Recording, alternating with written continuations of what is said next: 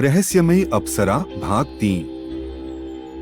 अजयवीर की सांसें तेज हो गईं। उसने चारों ओर देखा, सब कुछ दिव्य था, लेकिन एक अजीब सा खालीपन उसके भीतर पनपने लगा।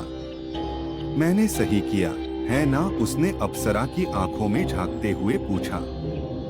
अप्सरा मुस्कुराई, लेकिन उसकी मुस्कान में अब एक अनजाना रहस्य झलक रहा था। तुमने प्रेम को चुना, अजयवीर, लेकिन प्रेम त्याग भी मांगता है। अजयवीर को एक झटका सा लगा। इसका क्या मतलब? अप्सरा धीरे धीरे हवा में उठने लगी।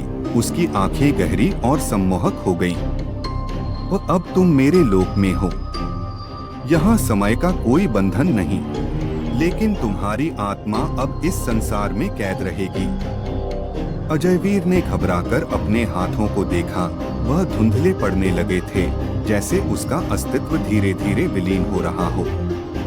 नहीं, यह तो प्रेम नहीं, यह तो कैद है, उसने चिल्लाते हुए कहा। अप्सरा ने सिर झुकाया।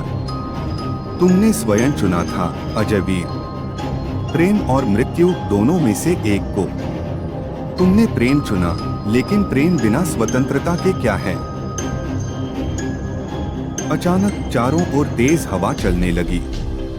अजयवीर को लगा जैसे वह किसी चक्रवात में फंस गया हो। उसने पीछे हटने की कोशिश की, लेकिन उसके पैर जमीन से चिपक गए।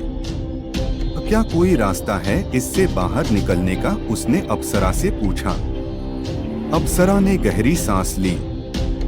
एक ही तरीका है, अगर कोई सच्चा प्रेम तुम्हें इस लोक से वापस बुलाए। लेकिन तुमने अपना संसार छोड़ दिया, वहां अब कौन होगा तुम्हें पुकारने वाला?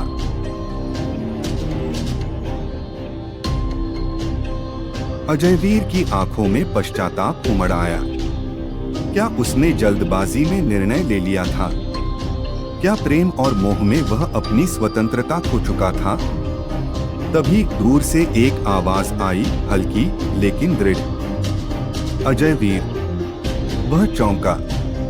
यह आवाज जानी पहचानी थी। कौन उसे पुकार रहा था?